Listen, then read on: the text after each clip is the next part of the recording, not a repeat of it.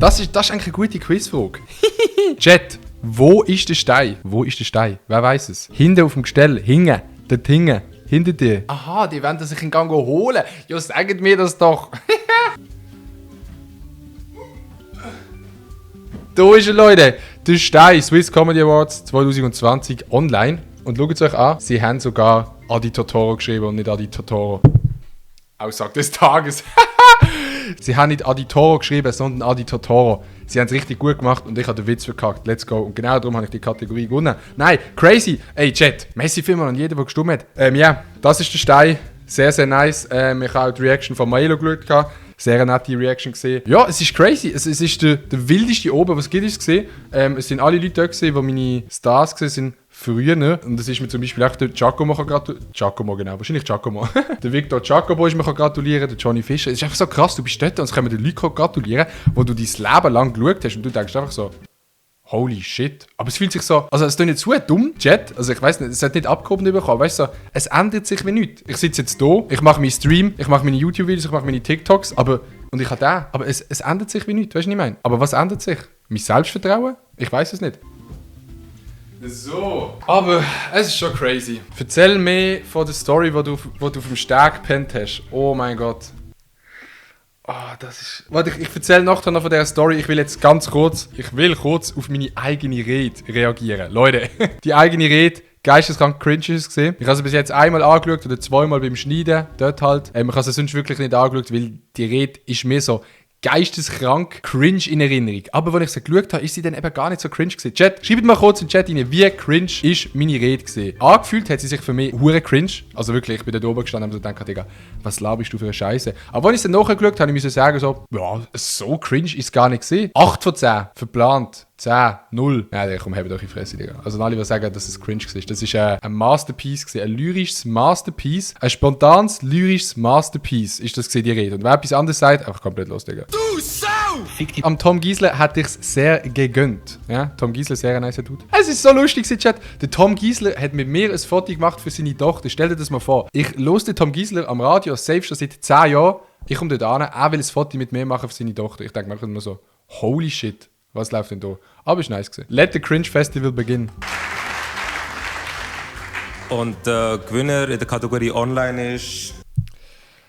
Dort bin ich gehockt und ich kann sagen, dass ich zu dem Zeitpunkt schon gewusst habe, dass ich wahrscheinlich gewonnen habe, weil der Säcki hat, währenddem das Video gelaufen ist, also wo die ganzen Nominierten gezeigt worden sind, hat der Säcki so den Stein angeschaut und dann hat er mir so in die Augen geschaut und so aber weißt du, so... Weißt du, ein bisschen geflirtet, das ist nicht mein. Und dann habe ich so gedacht, ja, okay, dann muss es ja wahrscheinlich ich sein. Ich bin mir noch nicht 100% sicher gewesen, aber ich habe es zu dem Zeitpunkt recht erwartet. Der Säcki, auch sehr cringe. Alle Online-Dudes sind cringe gesehen im Event, let's go. Adi, komm hol den Stein. Adi, komm hol den Stein. Alter, schaut euch an, wie ein Boss bin ich aufgesteppt, Alter. Holy shit, Mann. Ey, es ist ohne Scheiß so ein krasses Feeling, Chat, wenn du dort so aufstehst und es gibt kein geiles Feeling, als wenn der Kameramann vor dir ist mit dieser huren fetten Cam und echt so rückwärts läuft und du läufst einfach so und denkst so, boah, ich bin gerade im grössten Hollywood-Film, was es gibt auf dieser ganzen Welt. Dann bin ich auf die Bühne gelaufen. Kurze Story noch zu dem. Ich habe mit dem Säcki vor den Awards geredet und gesagt, Digga, Säcki, wenn ich gewinne und auf die Bühne komme, wir tun uns nicht irgendwie umarmen, wir tun irgendwie nicht Ellenbögeln, einfach, weißt du, einfach Faust, weil du darfst ja im Fernsehen wegen Corona nicht umarmen und so, sondern einfach nur ein Füßchen geben. Weil ich habe hure Angst gehabt, dass ich auf die Bühne komme, der Säcki will so machen, ich mache es so und dann machen wir... Schau dir mal, wie routiniert das ausgesehen hat. Ja. Als hätten wir es geübt. Chat, da könnt ihr nicht sagen, als hätten wir es geübt.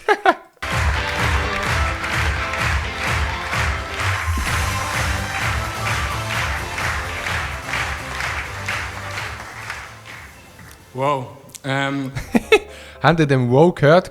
So ein ganz kleiner Voice Crack ist drin. Oh, da bin ich schon recht nervös gewesen. Also, ich habe mir im Kopf so gesagt, wenn du gewünscht, geh auf die Bühne und sei nicht nervös. Stand einfach an und red wie jetzt im Stream. Also, weißt du, einfach raufgehen. Jo, danke vielmals für den Preis. Ich wollte Corona danke sagen. Irgendwie so habe ich es mir vorgestellt. Er geht auf die Bühne rauf. Ja, komplett verkackt. Weißt du, so, unten links sitzt der Johnny Fischer, rechts der Claudio Zuccolini, oben die Frau Iseli, dann noch Giacomo Müller, Säcki, Stefan Büsser. Also so mehr Pressure kannst du nicht haben. Das Fernsehen filmt noch so, ja, alles easy, Digga. Ich wollte Danke sagen an Corona. Nein, ich weiss wirklich, für mega... Und die Pause habe ich zu kurz gemacht. Das regt mich auf. Eigentlich kann ich so sagen, ich wollte Danke sagen an Corona. Und dann habe ich es ein bisschen loziert, Chat. Weißt du, ich ein bisschen lozieren, das Ganze. Die Leute haben ja auch gelacht, aber ich habe schnell wieder weitergeredet. Viel von euch war das scheiße gewesen, für alle, die auf der Bühne arbeiten und so. Und ich meine das ernst. Ich glaube, so als Online-Künstler, für alle, die hier sitzen, als Online-Künstler hat man nur einmal im Leben die Chance, wo alle Leute daheim sind. Auf Politiker angelehnt. Seht ihr die Position? So. Ellenbögen unten, eine Hand oben, auf Rednerpult angelehnt. Ja. Wo alle am Handy sind, das war Lockdown gewesen. Das war Lockdown, absolut versprochen. Und wir haben jetzt die Chance gehabt und ich glaube, ich habe das ein oder andere nicht schlechte Video gemacht in dieser Zeit und bekomme jetzt dafür einen Stein. Der Witz war gut gewesen. Chat. Da kann ich nichts dazu sagen. Also das ist 10 von 10 der Witz. Ja, nein, wir haben einmal die Chance gehabt, wir haben alle die Chance können nutzen. Ich gratuliere allen, die nominiert sind. Kuss geht aus an die ganze YouTube-Szene. Maelo, Nati, Yoshi, Marc, Can. Merci vielmals. Der Ehrenbruder grüßt alle außer der Elia und es schreiben schon jetzt alle in den Chat, wieso hast du Elia nicht grüßt? Digga, ich habe ihn einfach vergessen. Spaß, nein, ich habe nicht vergessen. Elia, ich wollte dich nicht grüßen, du kleiner Juansen. Nein, ich habe den Elia vergessen. Ja, es tut mir leid, ich weiß auch nicht, was mir passiert ist. Ich bin vielleicht ein bisschen nervös gewesen. Ja, F in den Chat. Free Elia. Ja, Elia, wenn du das Video siehst, ich habe die absichtlich vergessen. Ich habe ja euch im Stream gesagt, oder? Ist es im Stream gewesen? Ich meinte, es ist im Stream gewesen, wenn ich gesagt habe, falls ich gewinne, tue ich die Schweizer YouTube-Szene grüßen. Und ich habe einfach gewusst, ich muss das noch machen. Und dann habe ich am Schluss einfach gesagt, Kuss. Und dann einfach alle Namen aufgezählt, die mir in den Sinn gekommen sind. Und der Elia ist mir einfach gar nicht in den Sinn gekommen.